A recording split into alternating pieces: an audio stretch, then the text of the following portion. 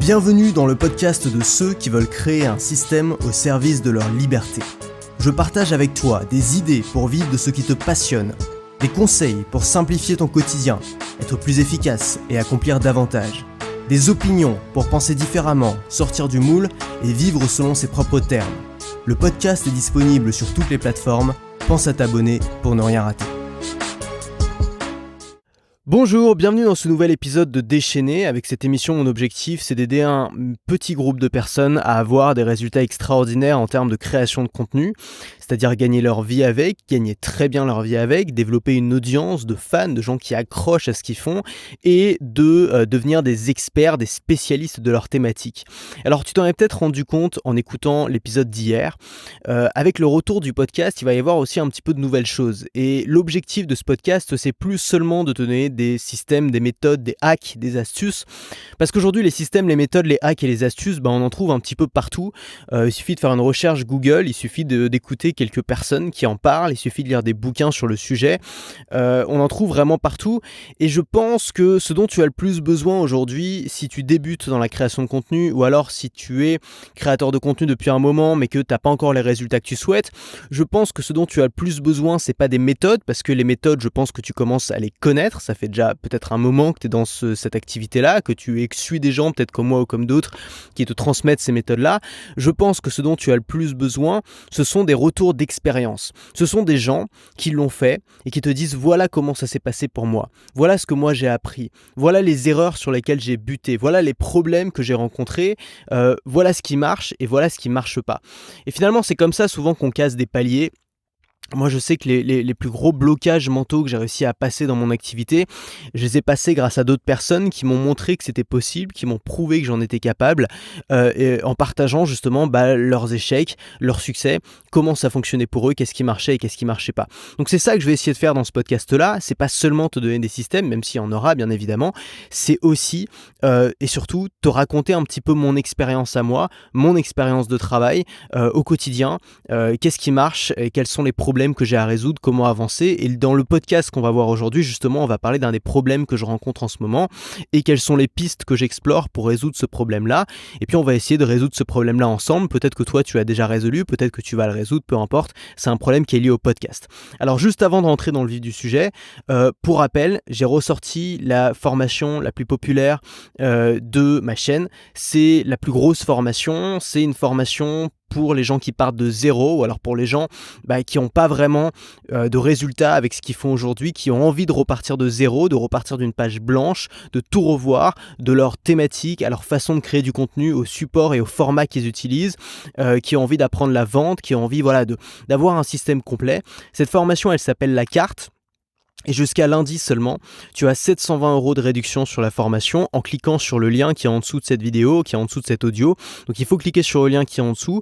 Tu vas arriver sur une page qui va te présenter en détail cette formation avec tout le contenu de cette formation. Comme ça, tu pourras te faire un avis avant de la commander. Et simplement, si tu la commandes, prends-la avant lundi, puisque lundi, elle sera, non seulement la réduction sera supprimée, mais surtout la formation sera retirée du catalogue. Donc tu ne pourras plus y accéder pour une durée absolument indéterminée, puisque je ne sais pas quand est-ce que je vais la remettre en ligne. Et alors, juste un mot sur cette formation. Cette formation, elle est pour les gens qui ont envie de se lancer ou qui ont envie pour qui ça fonctionne pas comme ils veulent aujourd'hui, qui veulent vivre de leur contenu, que ce soit en faisant des vidéos, des podcasts, des audios, des emails, des articles de blog, n'importe quoi, peu importe le format, ils veulent vivre de leur contenu. Simplement, pour l'instant, ça marche pas comme ils le veulent, ou alors ils n'ont pas les résultats suffisants, ou alors ils cherchent une méthode pour aller beaucoup plus loin, beaucoup plus vite. Ils cherchent un raccourci. Cette formation, elle est pas pour les gens qui cherchent une méthode miracle pour gagner de l'argent sur Internet. Moi, j'arrête de parler de gagner de l'argent sur Internet, je parle de vivre de son contenu, parce que moi, c'est ça qui m'intéresse, c'est ça mes compétences et c'est ça ce que j'enseigne. C'est vivre de son contenu. C'est pour les gens qui sont passionnés par les idées. Le problème avec les gens qui sont passionnés par les idées, c'est que souvent, ils peuvent pas créer une start-up. Ils peuvent pas créer une start-up parce que créer une start-up, ça veut dire se concentrer sur un système et rester sur ce système pendant des années et des années. Et quand on est passionné par les idées, on a besoin de sans arrêt traiter de nouveaux sujets, s'intéresser à de nouvelles choses. Et donc, quand on crée une start-up, le problème, c'est qu'au bout de 2 mois, on en a ras-le-bol, on a envie de passer à autre chose, on a envie de faire autre chose. Quand tu vis de ton contenu, c'est totalement différent. Quand tu es passionné par les idées, le meilleur boulot que tu puisses faire, c'est gagner ta vie avec ton contenu, parce que ton contenu, il va suivre l'évolution de ta pensée, il va suivre suivre tes intérêts actuels. Si en ce moment ce qui t'intéresse c'est telle chose, tu vas pouvoir en parler, tu vas pouvoir faire le lien avec ta thématique, et quelle que soit ta thématique, et même si c'est bien de rester sur une thématique ciblée, tu vas pouvoir faire le pont entre ta thématique et d'autres choses qui t'intéressent en ce moment. Donc si tu es quelqu'un qui est passionné par les idées davantage que par les systèmes, vivre de son contenu, c'est probablement le meilleur boulot pour toi, et c'est ça que je vais t'enseigner dans cette formation. Donc le lien est en description, je te laisse cliquer, l'ouvrir peut-être dans un nouvel onglet pour aller voir après ce podcast. Alors, mon objectif là en ce moment, c'est de passer 100% au podcast et trouver un système simple pour que les gens puissent s'abonner au podcast. Et tu le sais, tu vois, le problème avec le podcast, le problème avec l'audio, c'est que c'est un format qui est complètement décentralisé. À l'inverse de la vidéo qui est complètement possédée par YouTube, c'est-à-dire que toutes les vidéos quasiment aujourd'hui, c'est un monopole YouTube, toutes les vidéos qui sont mises en ligne aujourd'hui pour une audience sont mises en ligne sur YouTube. Et donc c'est pas compliqué, si tu fais des vidéos, tu as un seul lien à envoyer aux gens, tu envoies le lien vers ta vidéo YouTube, tu as un seul mot à dire aux gens, c'est abonnez-vous à ma chaîne YouTube, et tout se passe sur YouTube, donc c'est simple. Alors évidemment, il y a plein de problèmes qui viennent avec, on le voit bien, les problèmes de démonétisation, les problèmes de censure, les problèmes de haine dans les commentaires, et beaucoup de gens en ont un petit peu marre de YouTube, moi c'est mon cas, je suis pas fan de cette plateforme. Il y a aussi une culture YouTube, et tu es un petit peu obligé finalement de rentrer dans cette culture-là, puisque tu n'as pas d'autres plateformes, en fait, tu n'as pas vraiment d'autres choix. Maintenant, tu as le podcast. Le podcast audio, c'est différent et je trouve ça super, moi, que ce soit décentralisé. Alors aujourd'hui, ça l'est, peut-être ça le sera plus demain. Aujourd'hui, c'est encore un format qui reste jeune, bien que ça existe depuis 2004, ça reste un format jeune. C'est un format parce qu'il n'a pas encore été vraiment exploité et là, ces dernières années, il a explosé. Et c'est un format qui reste décentralisé puisque on écoute ces podcasts absolument n'importe où. Tu as les gens qui ont un iPhone, souvent, ils l'écoutent sur Apple Podcast. Les gens qui ont Android, ils vont plutôt l'écouter sur Google Podcast, par exemple. Il y a tout un tas d'autres plateformes. SoundCloud, Stitcher, Pocket Cast, etc. Tu peux aussi l'écouter sur YouTube en audio, moi je les mets aussi sur YouTube, et puis tu peux aussi les écouter sur Spotify par exemple. Bref, quand tu crées un podcast, tu récupères un lien RSS, donc c'est une vieille technologie finalement, et ce lien RSS, tu le soumets à tout un tas d'agrégateurs, et chacun choisit l'agrégateur qu'il veut pour suivre, pour écouter les podcasts qui l'intéressent. Alors c'est bien évidemment, parce que chacun choisit, t'es pas bloqué sur une plateforme, t'es pas bloqué dans une culture, t'as pas tous les systèmes que je trouve pour moi très négatifs, qui sont tous les systèmes de commentaires, de votes, etc., qui vont souvent biaiser les créateurs de contenu dans leur façon de créer du contenu, parce qu'ils vont vouloir faire du contenu absolument populaire et ils vont oublier de faire du contenu utile et du contenu qui vend, et je trouve ça dommage. Donc voilà, c'est un format qui est vraiment libre, et c'est ça moi qui me plaît dans le podcast. Maintenant, évidemment, ça cause des problèmes, parce que tout n'est pas parfait, et le premier problème que ça cause, c'est que comment tu fais pour partager un épisode de podcast à ton audience? Comment tu fais pour partager même ton podcast à ton audience? Je sais pas, imaginons que tu as une mailing list aujourd'hui ou une chaîne YouTube et tu veux dire aux gens, voilà, moi je lance un podcast, suivez-moi ici. Le problème, c'est que tu peux pas forcer les gens à te suivre dans un endroit, et c'est la règle numéro 1 quand on crée une boîte, c'est de jamais forcer ses utilisateurs. Si tes utilisateurs naturellement vont sur une plateforme pour consulter tel contenu, tu peux pas leur dire non, c'est pas bien, et tu peux pas les forcer à aller sur une autre plateforme pour consulter ton contenu. Donc à moins de faire du contenu qui est vraiment unique, extraordinaire, d'avoir une base d'utilisateurs super fans et de pouvoir transporter un petit peu cette base sur différents formats ou sur différentes plateformes, le mieux c'est toi-même de t'adapter à la plateforme qu'utilisent tes utilisateurs, qu'utilise ton audience. Et moi je l'ai vraiment vécu ça quand j'ai lancé mon premier podcast, il y a peut-être 2 ans à peu près, je pense. J'avais commencé par vouloir envoyer les gens sur Apple Podcast ou sur, alors à l'époque Google Podcast ça n'existait pas, donc c'était sur une autre plateforme, ou sur SoundCloud, voilà, c'était Apple Podcast ou SoundCloud, et je voulais absolument que les gens aillent l'écouter là-dessus, et du coup je les publiais pas sur YouTube au début. Je me rendais compte que je perdais énormément de vues en faisant ça. Et puis un jour je me suis dit c'est con, ça me coûte rien de les publier sur YouTube. Je suis passé par un service qui s'appelle Auphonic, qui transforme tes audios en vidéo, qui met une petite vague dessus, c'est ce que tu vois si tu vas sur ma chaîne YouTube et que tu écoutes mes podcasts, et je les ai mis sur YouTube. Et je me suis rendu compte que la plupart des gens écoutaient mes podcasts sur YouTube.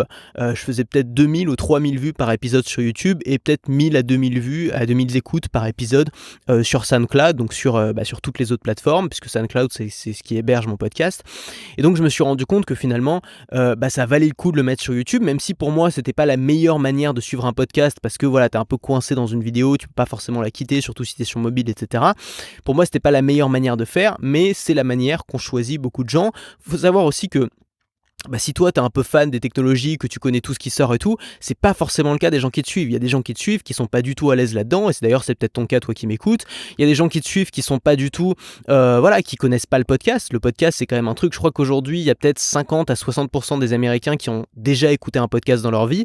Ça veut dire que 40 à 50% n'en ont jamais écouté, et on parle des Américains. Les Américains ils sont largement en avance sur nous sur le podcast. Donc j'ai pas les chiffres en France, mais à mon avis en France on doit être proche des 70% des gens qui n'ont jamais écouté un podcast de leur vie, et probablement pour beaucoup qui ne savent même pas ce que c'est qu'un podcast et qui ne savent même pas comment on fait pour écouter un podcast. Donc qu'est-ce qu'on fait avec ces gens-là? Est-ce qu'on décide d'ignorer 70% de son audience potentielle, ou est-ce qu'on se dit ok, c'est stupide de faire ça, je vais essayer de toucher les gens là où ils sont? Ces gens-là ils sont peut-être sur YouTube, ces gens-là ils sont peut-être sur Facebook, ces gens-là ils sont peut-être sur d'autres plateformes, donc je vais publier mon podcast sur ces plateformes-là, même si pour moi ça paraît pas être la meilleure manière de me suivre. Et c'est pas grave, je vais avoir une audience qui est divisée sur plusieurs plateformes. L'avantage aussi c'est que si tu te fais supprimer ton compte YouTube, ou si tu te fais supprimer ton compte sur n'importe quoi, tu as toujours ton podcast qui est présent sur d'autres plateformes. Donc tu as une sorte, tu as une audience un petit peu partout, tu mets pas tous tes œufs dans le même panier, et donc ça solidifie un petit peu ton business, tu dépends pas d'une seule application. Alors maintenant, comment faire pour avoir un seul appel à l'action? Parce qu'évidemment, si tu envoies un mail et que tu dis aux gens de t'abonner à ton podcast, tu vas pas mettre 10 liens. Tu vas pas mettre un lien vers Apple Podcast, un lien vers Google Podcast, un lien vers SoundCloud, un lien vers YouTube, un lien vers Spotify, etc. Ça va faire trop. Il faut un seul appel à l'action. Plus tu mets d'appels à l'action, plus tu disperses l'attention des gens et moins les gens passent à l'action. Donc l'objectif, ça va être d'avoir un seul appel à l'action. Et la solution que j'ai trouvée, c'est tout simple. C'est une application qui est gratuite sur Internet. Donc c'est un site web qui est gratuit qui s'appelle appurl.io. Donc tu peux taper ça pour aller voir a2purl.io, donc appurl.io. Et ce site web là te permet d'envoyer automatiquement, de créer un seul lien, et en fonction de en fonction de l'appareil que les gens utilisent quand ils cliquent sur ce lien, ils vont arriver sur un lien différent. Qu'est-ce que ça veut dire? Ça veut dire que si quelqu'un, par exemple, clique sur ton lien alors qu'il est sur son PC, il va arriver sur ton site web, par exemple. Ou alors, si quelqu'un clique sur ton lien alors qu'il est sur son iPhone ou sur son iPad, il va être automatiquement dirigé sur la page de ton podcast sur Apple Podcast. Si quelqu'un clique sur ton lien alors qu'il est sur son appareil Android, il va automatiquement être dirigé sur Google Podcast. Donc c'est super simple. Comment cet outil sait sur quel appareil sont les gens? Il suffit de décoder l'IP, tu as ces informations dans l'IP. Et donc qu'est-ce qu'on va faire? On va aller sur appurl.io et on va faire en sorte que quand les gens sont sur iPhone, on va mettre le lien à ce moment-là de notre show sur Apple Podcast. Quand les gens sont sur Android, on va mettre le lien de notre podcast sur Google Podcast. Et quand les gens sont en dehors de ces plateformes-là, donc manifestement sur PC ou sur Mac, on va les envoyer soit sur notre site web, soit sur YouTube par exemple, parce que c'est une plateforme un petit peu généraliste, soit sur sa liste email si on veut qu'ils s'abonnent via leur liste email. Donc ça c'est la première solution que j'ai trouvée, mais bien sûr il reste d'autres problèmes, et notamment le deuxième problème c'est comment est-ce que les gens s'abonnent, sur quelle plateforme est-ce que tu dois dire aux gens de s'abonner, sachant qu'il y a des plateformes sur lesquelles on ne peut pas forcément s'abonner, il y a des plateformes sur lesquelles les gens vont venir une fois mais ils n'ont pas forcément de compte sur cette plateforme là. Je pense notamment à SoundCloud, tu vois, tu peux envoyer les gens sur SoundCloud pour qu'ils écoutent ton podcast, mais la plupart des gens n'ont pas de compte SoundCloud, et donc ils vont pas avoir de moyen de s'abonner à ton podcast. Et donc je me suis posé la question, quelle plateforme est-ce que tout le monde utilise aujourd'hui? Quelle plateforme est-ce que tout le monde utilise et donc tout le monde a la capacité de s'abonner dessus?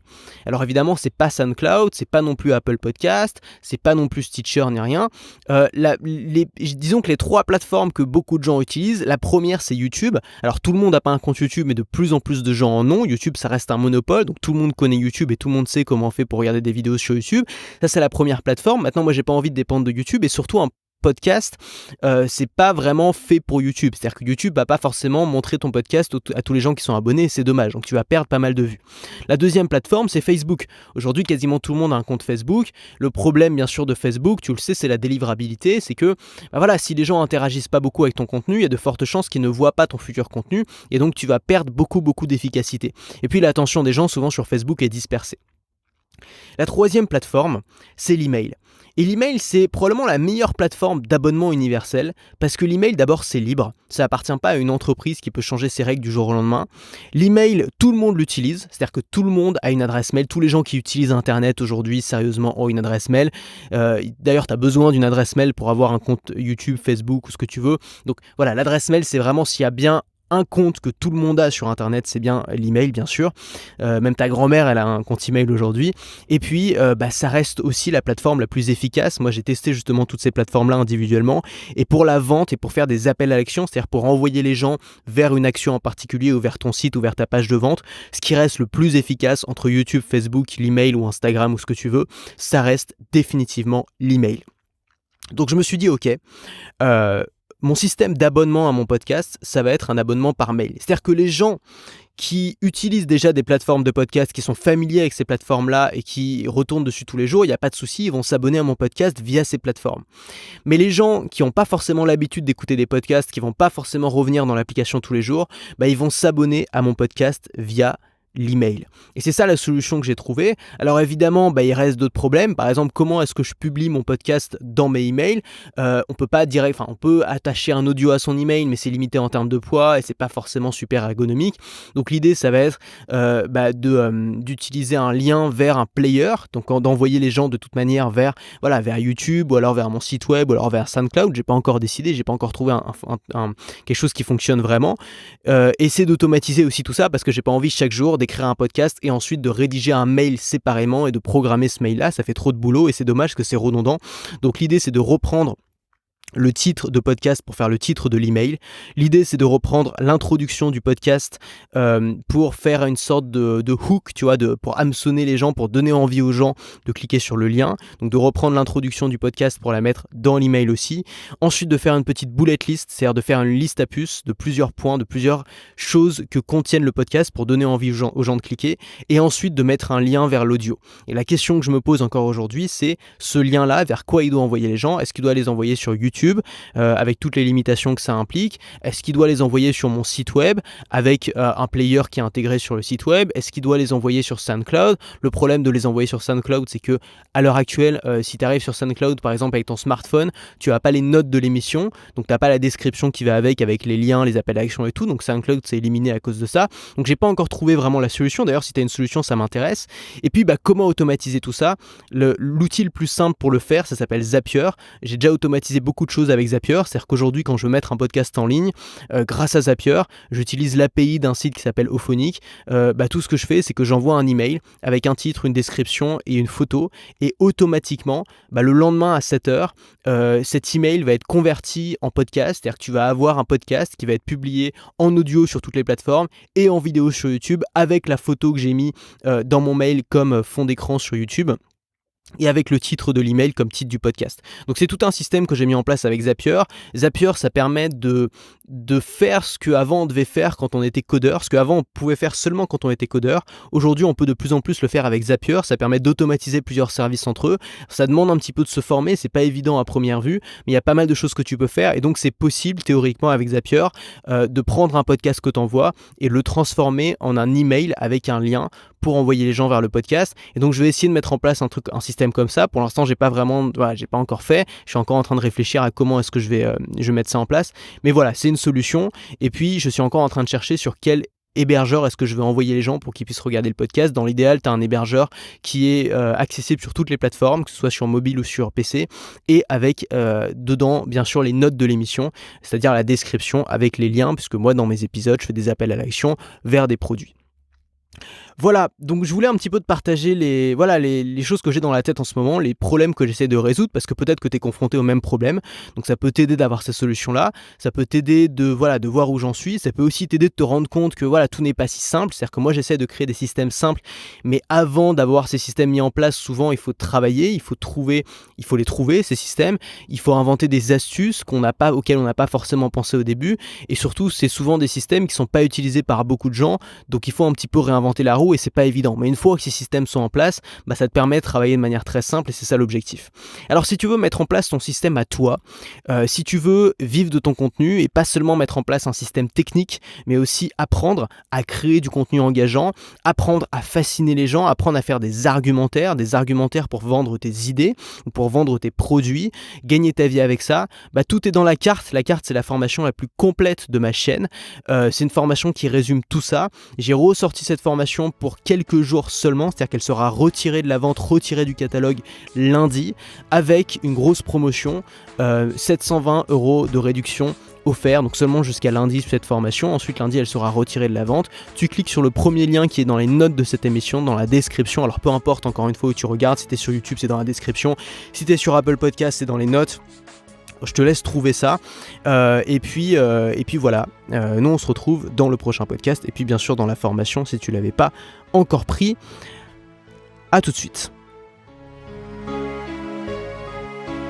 Si cet épisode t'a plu, pense à laisser un avis sur Apple Podcast. Ça te prend 1 minute, tu n'auras à le faire qu'une seule fois et ça m'aide énormément à me faire connaître. Si tu veux continuer à te poser des questions avec moi, bien sûr, abonne-toi.